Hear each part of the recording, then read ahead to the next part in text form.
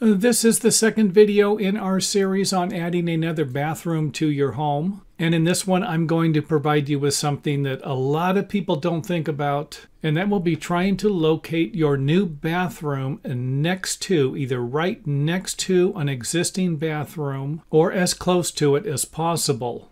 Instead of adding a bathroom onto another part of the house where you're going to need to use more materials for your waste and supply lines, along with routing them either through the attic or digging trenches to connect them to the existing plumbing lines. Now, the one thing I don't want to do is discourage you from doing something like this. If this is what you need and it's going to work best for your project, then do it. Just make sure that you have chosen the best location. For example, if you move a bathroom next to a kitchen, then the water supply lines might not need to go very far. However, if the 3-inch or 4-inch drain line doesn't go all the way to the back of the house, then you're going to have to go all the way around with your waste drainage line. And I would definitely recommend watching the video I made before, and I will put a link here in the video so that you can check that one out if you haven't watched it yet.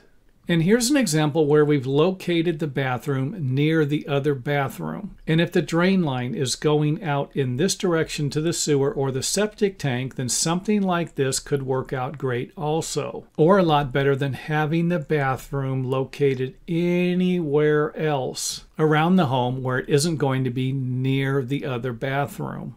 And if at all possible, here's the design that I would do, and that would be to have back-to-back bathrooms. Instead of having a bathroom over here and running additional waste and drain lines, you could take and remove the flooring if it's concrete, or if you have a wood-framed floor with floor joist, then it's going to be even easier because you're going to be able to install the plumbing without jackhammering or cutting up your concrete foundation, and instead going underneath the house or pulling up some of the flooring. It's not going to be as much work. And the water supply lines for the sink will be back to back, along with the toilet and the bathtub. However, this usually won't work out if you can't extend the bedroom, unless you're going to be fine with a smaller bedroom.